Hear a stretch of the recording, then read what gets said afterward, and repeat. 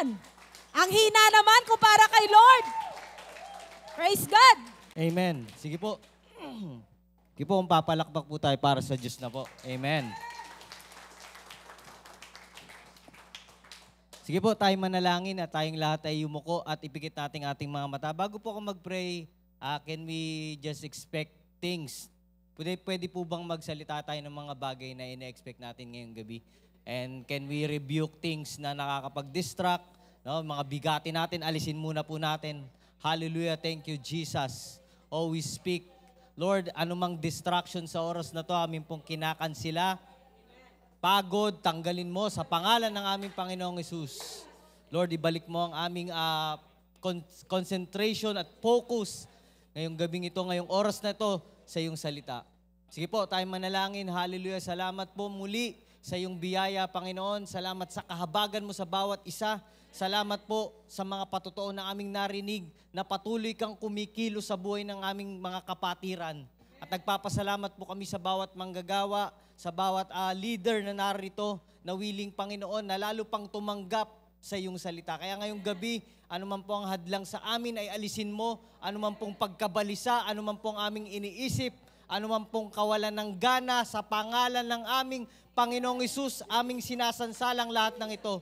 At Lord, lalabas kami na tinanggap ang iyong salita, lalabas kaming napaalalahanan, lalabas kami na pinalakas, lalabas kami, Panginoong, muli na sumigla ang aming mga spirito at paglilingkod sa iyo. Lalong lumalim ang aming pagkakilala sa iyo. Lord, sa pakikinig at pakikinig, lalong umusbong ang pananampalataya sa amin.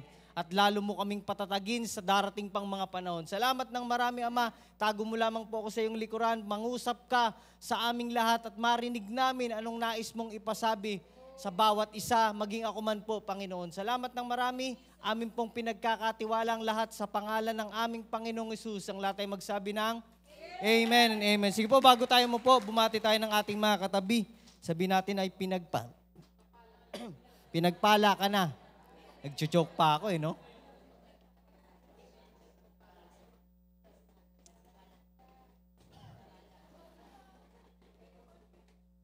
Sabi mo nga sa katabi mo, handa ka na bang makinig? Parang wala talaga tayo sa focus, no? Isa pa, sabi mo sa katabi mo, handa ka na bang makinig? Yan, before we proceed po sa ating Word of God, napakahalaga po ngayong panahon, kung hindi nyo po napapansin, no? Na mabilis na po ang oras. Naalala ko nga po noon, ako'y nagbabantay ng anak ko. Sabi ko, pag nagtrabaho ka at wala kang ginawa, parehas lang tumatakbo yung oras. Ang pinaka-importanting bagay po doon sa dalawa, anong napala natin? Amen po ba? Kaya kung sasayangin lang natin yung oras na tayo'y makikinig ng sandaling pangangaral, no? Walang nangyari sa atin. Tama po ba? Kaya kung makikinig ka na lang din, sabi mo sa katabi mo, makinig ka ng mabuti. Kaya kanina po, no? Nakakatuwa yung mga testimony na pakinggan natin kasi yung isa, napaalalahanan siya, I believe na may word nang nagtanim sa kanya na, sabi doon, marami na ang aanihin. Pero kakaunti pa ang manggagawa. At praise God, kasi isa siya sa nagpa-respond sa paalala. Pangalawa, na yung mga mahal niya sa buhay, ayaw niyang may katampuhan pag-araw ng pagsamba. Bakit? Mabigat yun eh. Amen ba? Tayo po, na narito, anong ine-expect natin ngayong gabi? Amen ba? Nawa po, every gawain, kahit matagal ka na o kahit bago ka lang, lagi mong lagyan ng puso mo na, pag umatin ako, todo-todo na yun. Kasi hindi natin napapansin po, anong petsa na ngayon? March na. Bukas makalawa, Pasko na. Ang pinakamalaking katanungan po sa nangyayari sa mabilis na panahon, ano yung ating nagagampanan? Amen? Isang bagay pa pong paalala sa atin, no? Tayo mga manggagawa, tasan kami mga manggagawa po. Sige po, taas po. Yan, halos lahat naman tayo may ginagawa sa church. Suportahan po natin yung nangyayari ngayong transition. I encourage everyone, lahat ng pangangaral noon ng ating Mami Bishop, Daddy Bishop, sino pa man po mga pastor, patungkol sa paglilingkod, patungkol sa motibo, patungkol sa ano tawag dito, pananaw sa paglilingkod, atin pong i-apply ngayong panahon. Lahat po ng natutunan natin, kasi ngayong panahon po, merong nagaganap na transition. Kung mababasa po natin sa Bible, yung panahon ni Moses at ni Joshua, may mga nangyari po muna bago nila na kubkob ang promised land. At hindi po nangyaring lahat ng yon kung hindi sila naging sensitibo sa mga payo at pangungusap ng Diyos sa kanila. Sabi mo sa katabi mo, maging sensitibo ka, kapatid. Ngayon po ang panahon na hindi tayo naglilingkod ng basta-basta lang. Kundi ang paglilingkod natin, syempre una, maparangalan ng Diyos at mayroon tayong ini-aim. Sabi mo sa katabi mo, may ini-aim. Tanungin mo nga yung katabi mo, anong ini-aim mo? Basta lang ba pagpalain tayo ng Diyos? Alam niyo po, madali na ang pagpapala. Pera, sasakyan, ano pa po, tahanan, lahat ng yan. Ang tanong, bago ka bigyan kasi niyan, willing ka bang dumaan sa proseso? Marami po kasing Kristiyano ngayon ang parang dayang-daya na. Tipong, Lord, nasaan na yung aking pinagpagalan? Diba, nababanggit po ng ating lingkod na, baka kasi sisimula pa lang, mali na. Tama po ba? Sino po nakakaintindi? Kaya praise God, sabi mo sa katabi mo ngayon, may pagkakataon pa na ating pong ayusin. Sige nga po, malakas na palakpak sa ating Panginoon. So hindi naman po talaga yun yung topic. Ang ating pong topic ngayong gabi is, be grateful always. Yan. Napapanahon din po na marami siguro sa atin ang nakapansin, marami tayong pinagdaanan. Tama po ba? Hindi lamang po sa church, hindi lang siguro personal, kundi maraming bagay o maraming aspeto sa buhay natin na marami tayong pinagdaanan. Siguro, marami sa atin makakapagsabi na kung bibilangin o papansinin sa pinagdaanan yung pagtugon ng Diyos, syempre, matik po yan. Hindi po kailana. Lagi sa pagsubok, sa bandang tawag dito, pagtatagumpay o sa dulo ng pagsubok na yon, nandun ang pagtugon ng Diyos. Pero lagi nating na-appreciate, sino po yung gano'n na sa lahat ng season ng buhay niya, mas na-appreciate niya yung pinaghirapan niya. Tipong pag sinabi na, grabe yung narating mo ngayon, no? Pero yung deep inside sa'yo, hindi mo lang alam ano pinagdaanan ko eh. Amen po ba? Kaya sa bawat isa po, ulitin ko po, ang ating topic ngayong gabi is be grateful always. Yan, sabi ng salita ng Diyos sa 1 Thessalonians 5:16 up to 18, Good News Translation. Sabi ng 16, be joyful always. 17, pray at all times. And 18, be thankful in all circumstances. This is what God wants from you in your life in union with Christ Jesus. Sabi ng verse 18 po, at doon tayo magbibigay ng focus, na be thankful in all circumstances. Kaya nga nabanggit ko kanina, no, maraming tao na yung talagang makikita mo na talagang nagtagumpay sa buhay. Malalaman mo na sila'y nagtagumpay. Kasi yung experience nila bago yung narating nila, hindi na nga po yung narating nila yung pinagyayabang nila eh. Kung paano sila nakasurvive. At ganun din sa atin sa paglilingkod. No, parang ang ng ating noo taas talaga na masasabi natin, alam mo kung bakit ako nandito ngayon? Wala tayong ibang isasagot kundi sa biyaya lang ng Diyos eh. Amen ba? Sabi mo sa katabi mo, kaya ka nandyan? Dahil sa biyaya ng Diyos. Kaya nga po, dapat maunawaan natin na sa kabila ng lahat ng ating hirap, kasi minsan po, sa kalagitnaan talaga ng hirap, pag na-out of focus tayo sa ating goal, talagang ayawan na eh. Amen? Nakakapagod na. Ayoko na, minsan nga, may mga pakiramdam na parang ayaw mo na magbukas. Kasi parang ganun lang ulit eh. Sino nakakaramdam po ng ganun? Lord, parang sa ano na to? Sana ending na to. Tapos gusto ko na magpahinga. Kasi grabe yung hirap. Minsan ang nakakatuwa pa doon, hindi pa alam ng katabi mo yun. Ikaw lang nakakaalam at ang Diyos.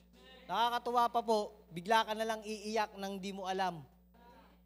Pero salamat sa Diyos, ulitin ko po, dahil sa biyaya ng Diyos, nandito pa rin tayo. Amen? Sige po, malakas na palakpak sa ating Panginoon. Kaya sa mga bagay na ganun po, pinaalalahanin tayo ng Panginoon. Sabi diyan, be joyful always. Hindi naman po talaga lagi tayong magiging masaya eh. Tama po ba? Pero isang bagay na binigyang diin dito ng 18, verse 18 po is, maging mapagpasalamat tayo sa lahat ng pagkakataon sa buhay. Whether yan man ay pinagpala ka, whether yan man ay walang-wala, said talaga, no? Sagad talaga, parang yung bulsa mo, talagang labas na. Hindi mo alam saan pakukuha ng kung ano man.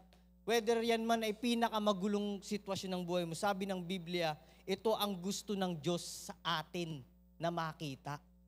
Marami pong Kristiyano o hindi na lang Kristiyano kasi pag Kristiyano, lagi na lang tayong pinatatamaan. Amen? Maraming tao, madaling magpasalamat po kapag maluwag ang buhay, sagana, pinagpala. Pero kapag nasa kalagitnaan tayo ng proseso talaga na hindi natin makita ano bang pinaaayos sa atin ng Diyos, minsan po ang hirap magpasalamat. Pag hindi mo ma-realize na kailangan ko pala itong pagdaanan. Amen? Kaya pala nasaid ako nung time na yon kasi pag dumating ang blessing, marunong na akong mag-manage. Amen? Kaya pala nung ako'y wala pa yung sa stage na ng aking buhay na ganito, kaya pala pinaranas sa akin ito para maunawaan ko ano ang hirap at ano ang sagana. Amen ba? Kaya dito po, maunawaan natin na sa lahat ng pagkakataon ng buhay mo, ugaliin mong magpasalamat. Saan? Siyempre walang iba sa Panginoon. Kasi gusto ng Diyos na makita sa atin na minsan nananampalataya tayo, totoo. Pero yung iba kasi yung nananampalataya ka na nagpapasalamat at masaya ka sa kung anong meron ka. Kasi marami po, aminin man natin, minsan nananampalataya tayo, pero puno naman tayo ng pagrereklamo. Amen? Amen po ba? Tingnan mo nga yung katabi mo, kung nakangiti pa.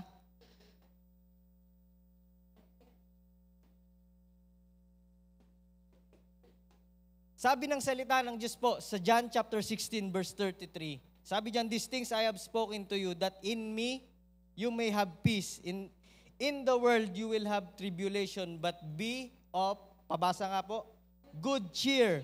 I have overcome the world. Sabi ng salita ng Diyos po, kanina pinag-uusapan natin na sa lahat ng pagkakataon. Gusto ko mong maunawaan natin ang paglilingkod sa Diyos o pagiging Kristiyano o may relasyon sa Diyos, hindi po lahat masaya.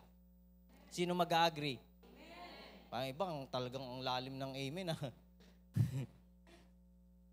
Alam niyo po, tatandaan po natin, nasaan man tayong sitwasyon ng buhay, sabi ko nga kanina, pinakasadlak, pinakamahirap, laging ang biyaya ng Diyos po ang nag-a-abound. Laging sumusobra ang biyaya ng Diyos. Kaya sabi diyan po, sa mundong ito, magkakaroon daw tayo ng tribulation. Sabi ng Tagalog, sa mundong ito, magkakaroon tayo ng kapighatian. Pero maggalak daw po tayo, be of good cheer, dahil ang Diyos, ang Panginoong Hesus na nagkatawang tao, na pagtagumpayan niya na ang mundong ito. Ano pong ibig sabihin naman nung pastor para sa atin? Isang bagay po para makahugot tayo ng lagi ng pagpapasalamat is ang Diyos na aming pinaglilingkuran, pinagtagumpayan ng mundong ito. Kaya nga nabanggit ko nga po noon nang nangaral ako, ang buhay natin parang formality na lang po talaga eh. Parang kailangan mo na lang daanan lahat ng yan.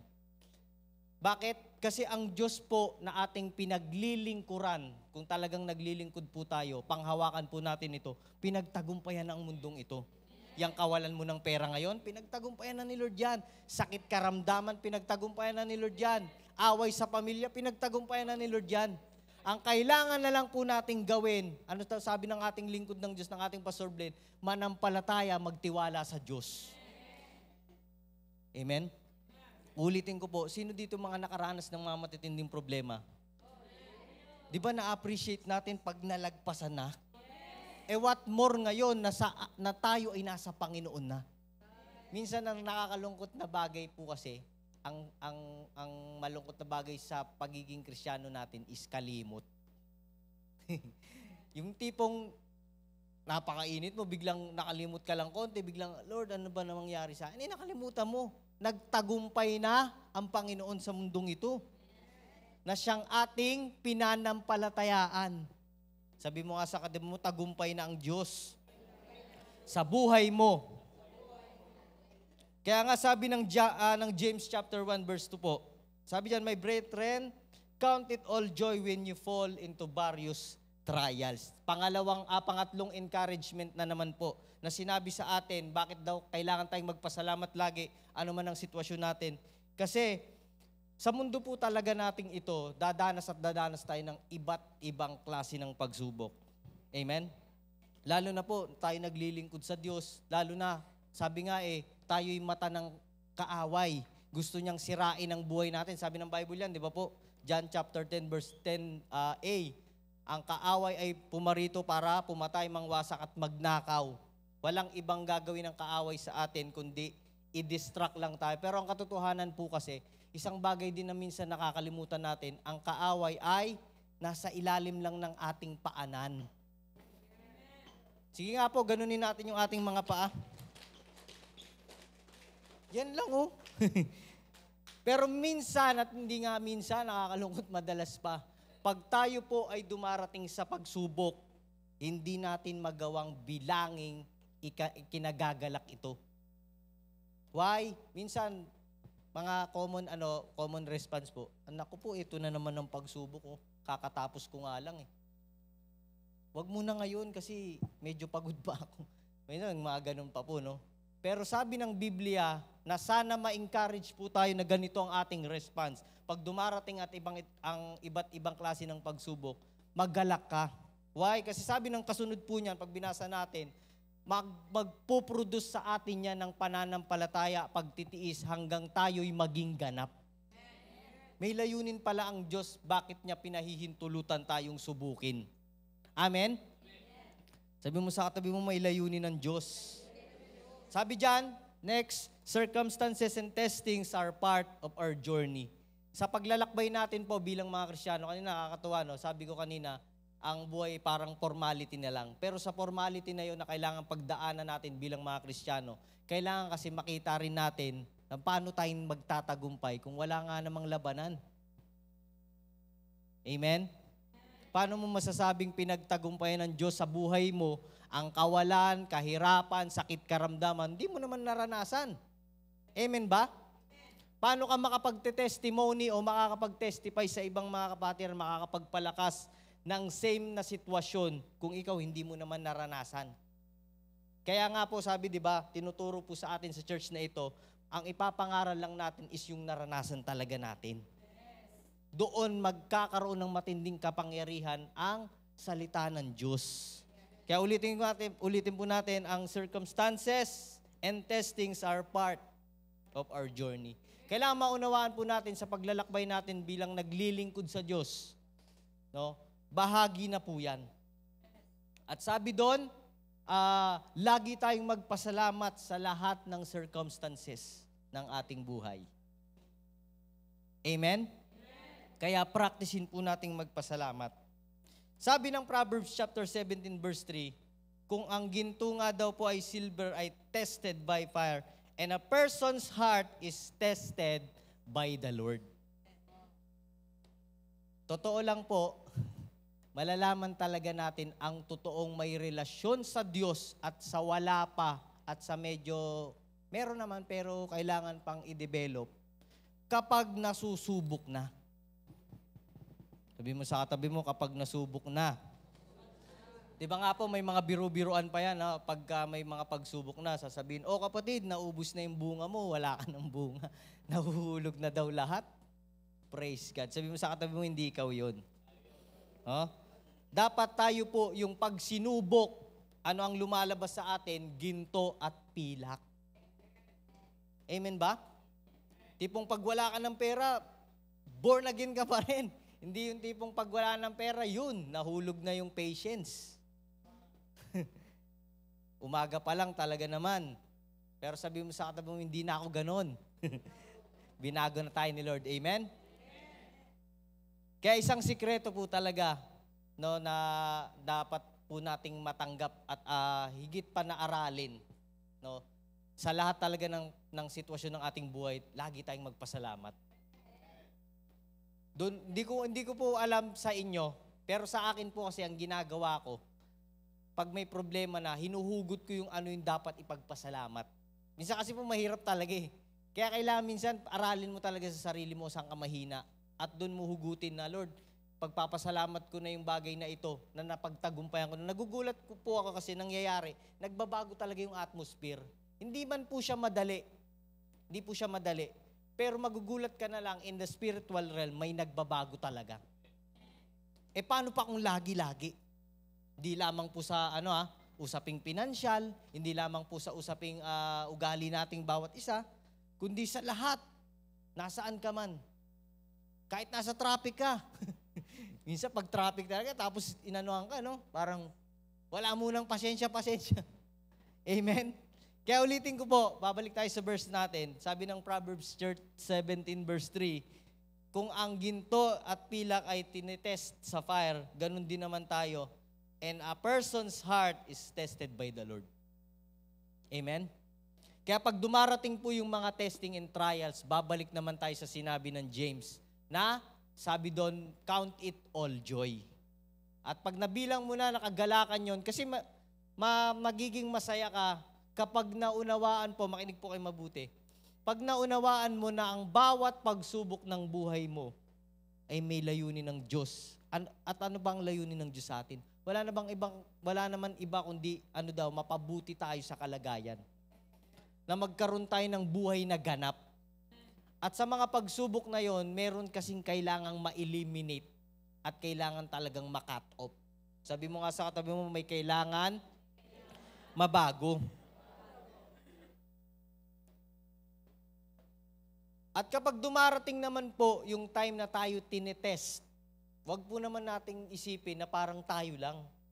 Sabi nga ng 2 Corinthians 12:9, ito po yung sinulat po ito ni Paul sa mga taga-Korinto kasi meron po siyang sakit at 3 beses sa isang araw po niyang pinagpipray yung kanyang sakit pero hindi talaga nawala.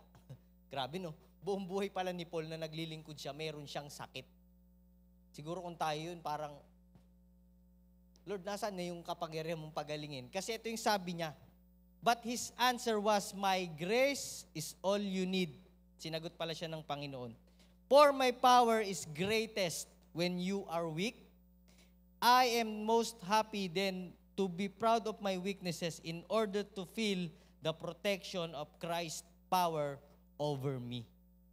Sa totoo po, kung lahat na lang ng bagay talaga ay nabibigyan ng solusyon sa buhay natin, sometimes hindi natin napapansin, nagiging mayabang tayo. Hindi madali pong aminin yan, no? Kasi pagka medyo okay lahat, parang nagiging hindi naman mayabang, pero minsan nagiging complacent tayo. Nagiging kampante. Minsan nawawala na sa atin ang paghahanap. Sino po magsasabi ng amen? Kaya mas appreciated natin na tayo laging may problema. Hindi ko naman pinagpipray, Lord, lagi mo lang ako bigyan ng problema. ibang ano po yun, ibang understanding po sa bawat buhay. Pag meron kasi tayong mga problema, doon lumalabas lalo yung potensyal ng biyaya ng Diyos sa buhay natin. Kasi hindi mo naman talaga kaya eh. Sabi mo sa atin, hindi mo talaga kaya. Dahil lang sa kahabagan ng Diyos. Kagaya ni Paul, no? Kung siguro po, ito po, opinion lang or pananaw lang, kung pinagaling ng Diyos yung kanyang nararamdaman, may ibang nangyaring kwento. Pero dahil hindi nga, inayaan lang ng Diyos yun, kasi nga, sabi diyan, na kapag ikaw ay, when you are weak, for my power is greatest. Sabi mo sa katabi mo, the power of the Lord is greatest when you are weak. Sino pong subok na yan? No? Naalala ko nga po, mag-anniversary kami noon, matagal na panahon na sa Tondo. Ang mga member po ng mga nanay, hindi ko pa talaga ina-expect na magagampanan nila yung nagawa nila. Kasi nanay, busy, ganito ganyan, may asigasuhin pa. Pero nagulat po ako kasi sila na po yung nag-volunteer na gumampan. Nakita ko yung biyaya talaga ng Diyos na kumilos that time. Yung dapat tatrabawin ko lahat na na distribute. Kaya tayo din po maging ganun. tingin natin hindi natin talaga kaya. Totoo po yun, hindi talaga natin kaya. Pero kung sakop tayo ng Santong Espiritu, magugulat ka na lang yung hindi mo kaya, kaya na pala ng Panginoon gawin sa buhay mo. Anong sikreto po doon? Magkaroon lang ng desire. Sabi mo sa katabi mo, desire. Yan, sabi po dyan, for us to be grateful always. Basahin po natin ang 2 Timothy 2:13. Sabi dyan, if we are faithless, He remains faithful. He cannot deny Himself. Ano pong ibig sabihin niyan, Pastor? Para lagi mong maunawaan o matanggap sa puso mo na magpasalamat, tandaan mo, kahit sa panahon na hindi tayo, totoo naman, hindi naman talaga tayo tapat, madalas, siya po ay nananatiling tapat. Doon pa lang parang araw-araw, ano mo na na Lord, salamat po. Dahil sa kabila ng ako hindi tapat, tapat ka pa rin sa iyong mga pangako. Pero sana po, mga kapatid, wag naman nating laging gawing excuse na, ay, hindi naman pala ako laging tapat. Tapat naman ng Diyos eh. Iba din po ang nagkakaroon ng ang katapatan na ginagampanan bilang lingkod ng Diyos dahil may reward din po. Sabi mo sa katabi mo, may reward. Madalas po kasi may nami-misconcept po itong verse na ito na hindi naman pala talaga tayo magiging tapat eh. So, hayaan na lang natin, hindi po. Sabi nga, from glory to glory, from faith to faith, tayo nababago. Sinong agree doon? Say amen. No? At ang church natin po tinuturo na from justification, merong tinatawag na sanctification stage. Na sabi nga, simpleng explanation, pag ikaw naging Kristiyano na, hindi pwedeng yung dati pinapasok mo pa yung tsinela sa loob ng bahay, nung nalalaman mo nang may ganung batas, anong gagawin mo? Susundin mo na. Noon, excuse ka pa. Pero kapag ikaw ay nakaunawa na, anong kasunod kapag sumuway? Di ba may punishment? Ganon din po tayo bilang mga manggagawa at leader ng iglesia. Hindi na po pwede yung noon na parang ignorant pa tayo. Kaya kahit dumarating man yung time na, Lord, nagkukulang ako, pinalalakas tayo ng salita ng Diyos, siya nananatili paling tapat. Sabi mo sa katabi mo, tapat pa rin ng Diyos. Kaya doon, makakahugot ka ng pasasalamat. Amen? Pangalawa po, sabi ng Hebrews 10:23, let us hold fast the confession of our hope without wavering, for He who promised is faithful. Sino dito nakaranas na po ng pinangakuan tas tinupad? Grabe no, pinangakuan ka na nga, tinupad pa. Kasi kadalasan pinangakuan ka na nga, tutuparin pa. Paano pa higit ang Diyos sa atin? Na lahat ng pangako ng Diyos ay yes and amen. Kaya dun po, magkakaroon tayo ng hugot para lagi tayong magpasalamat. Lagi nating maalala, tapat ang Diyos. Hindi man ako nagiging tapat. May mga time na hindi ako nagiging tapat, mananatili pa rin siyang tapat. So sabi ng salita ng Diyos, no, for He who promised, sino ang Diyos na nangako ay tapat na Diyos. Amen ba? Never siyang nag-fail sa atin. Doon pa lang po siguro mabubuo na yung ating damdamin na laging magpasalamat sa Diyos. Sabi ko nga dyan is God is faithful. And then last, hindi pa pala. Last two na pa pala. For us to develop pa po yung pagiging mapagpasalamat sa Diyos, isa sa mga mahalagang bagay is to grow in the grace of God. Sabi ng 2 Peter 3:18, sabi diyan, but grow in the grace and knowledge of our Lord and Savior Jesus Christ. To Him be the glory both now and forever. Amen. Alam niyo po, isang mahalagang bagay at napaka-crucial ngayong panahon. Pag hindi tayo naging founded, makinig po kayong mabuti. Pag hindi tayo naging founded ng Word of God, pwedeng kalaunan, pinaliwanag sa yung salita ng Diyos kasi hindi ka founded eh. Ano po bang mga natutunan natin sa church?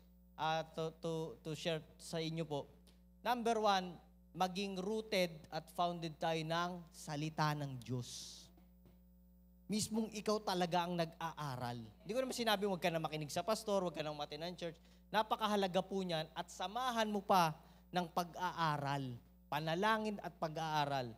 Pangalawa po, na tinuturo ng ating church ay yung tinatawag na spiritual discernment. Nakikinig pa po ba tayo? Para lalo nating makilala at lalo tayong lumago, ingin po natin sa Panginoon na ma-discern natin kasi ngayon po naglipaan na talaga ang dami pong katuruan ngayon na sobrang nakakakiliti lang sa tenga.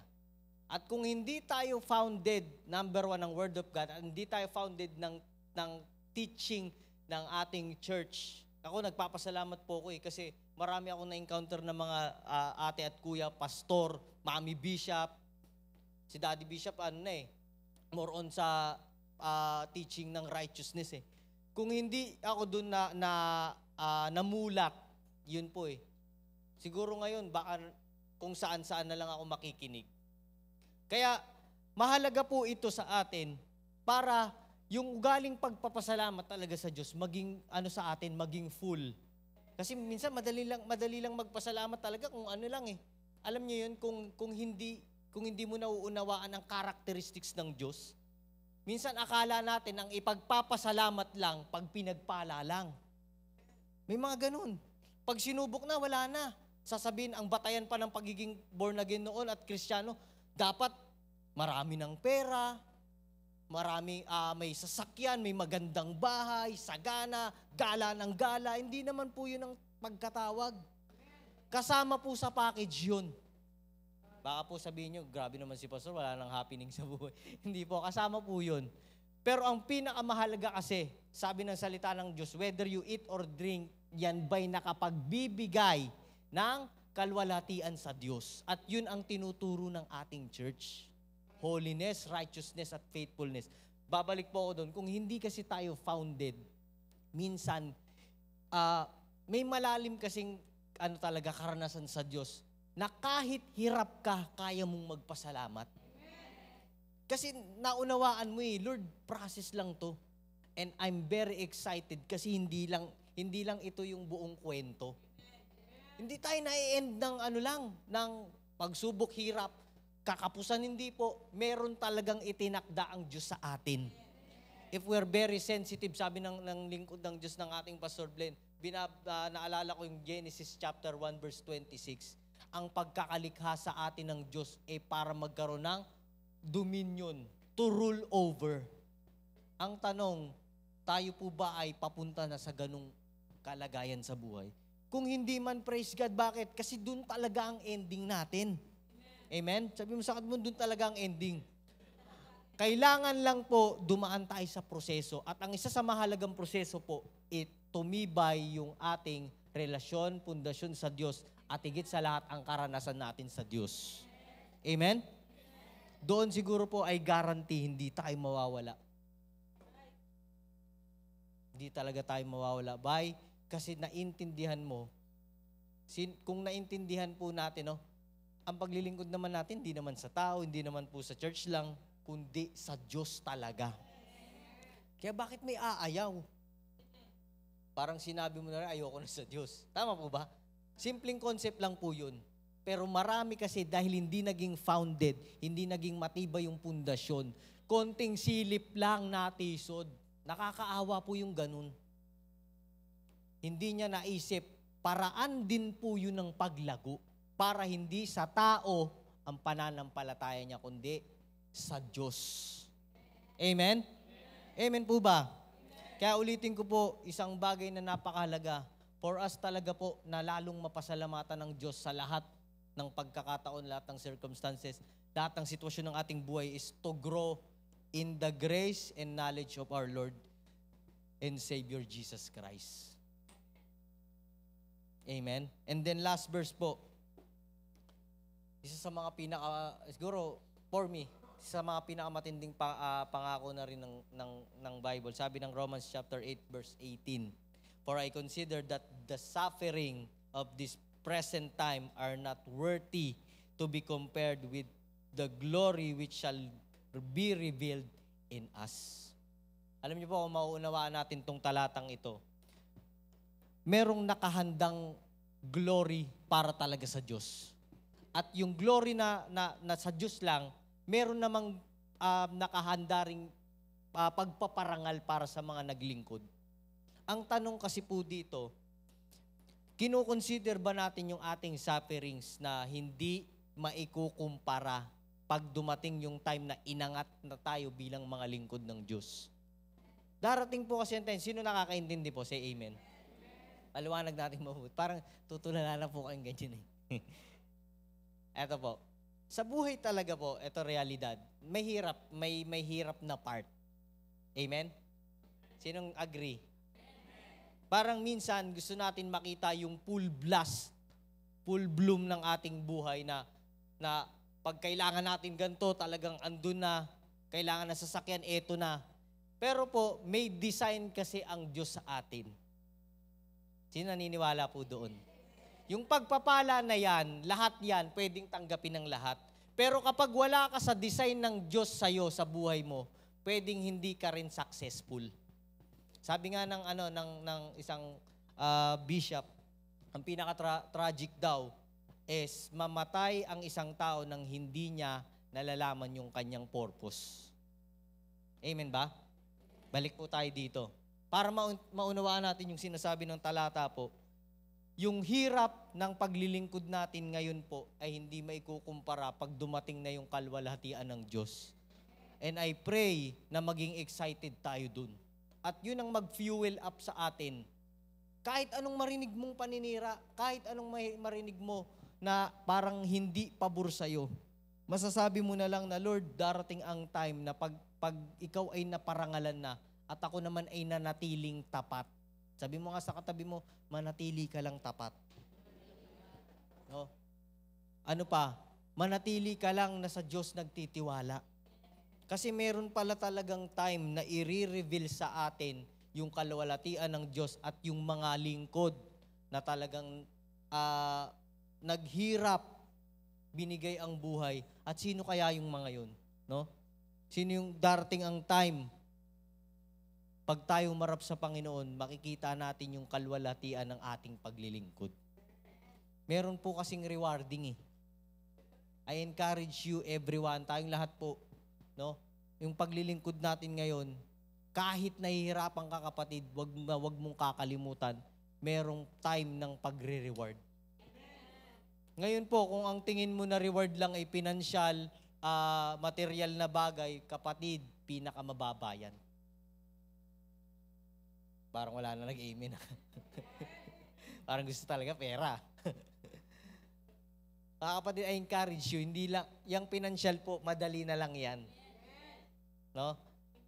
Balik lang tayo ulit na habang tayo naglilingkod sa Diyos, meron talaga kasing process.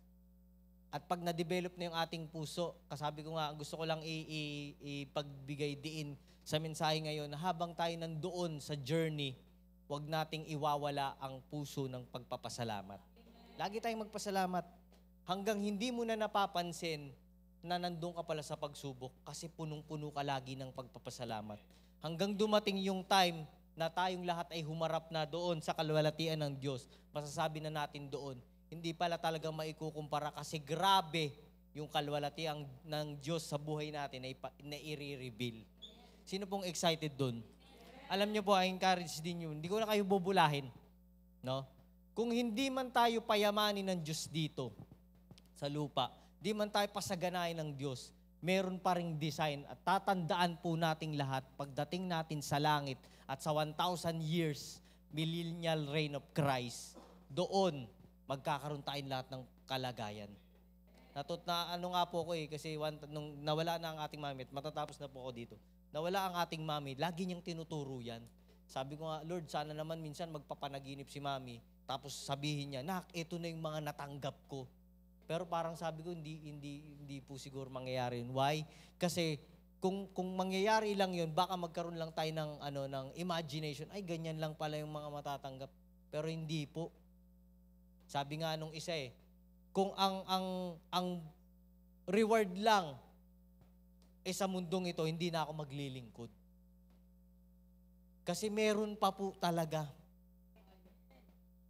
Minsan kasi parang na-stuck lang tayo, Lord, makaraos lang ako, okay na. Hindi po, hindi lang po ganun. Ma-excite po kayo, pera, madali na po yan. Kaayusan ng pamilya, kayang-kaya ng Diyos yan. Promotion sa trabaho, kayang-kaya ng Diyos yan. Ang pinakamas matindi pa po, yung pagkaharap na natin ng Diyos, yung kalwalatian ng kanyang kaningningan, kasabay sa mga naglingkod talaga ng totoo. Amen. Sige po, palakpakan natin ng Panginoon.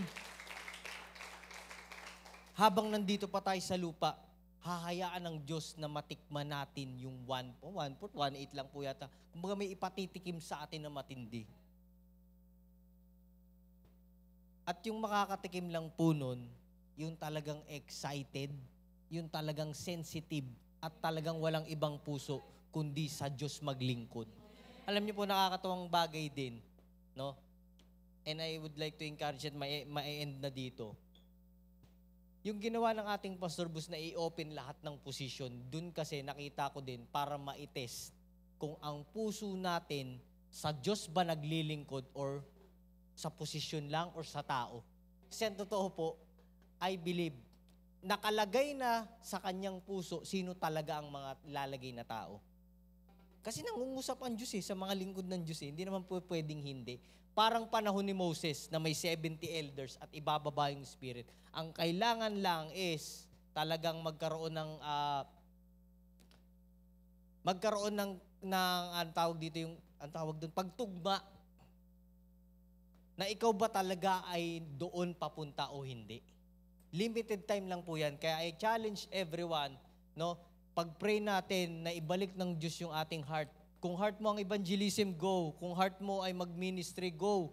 Kung heart mo mag-support, go. At higit sa lahat, maging heart po natin na tulungan natin ang church when it comes to finances. Amen?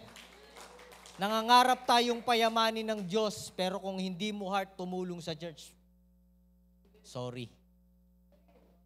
Kasi kasama po sa pagyaman mo ang patotoo na bahagi ako dyan. Tipong darating ang panahon, magmi-mission si Pastor, si Pastora, ang ating mga senior pastor, sagot ko na po yung inyong ticket. Sinong gusto po nun? Hindi po ito bola. Kundi kailangan lang lakaran at pag dumating ka na sa proseso, eto na Pastor, nalalakaran ko na po. Huwag mong kakalimutang laging magpasalamat. At kung dumaan ka man sa breakdown, salamat pa rin. Hanggang dumating ka sa time na nandun ka na sa rurok, magpasalamat pa din. Amen? Sino pong excited ngayong season? Say amen. Bo, tayong lahat ay tumayo.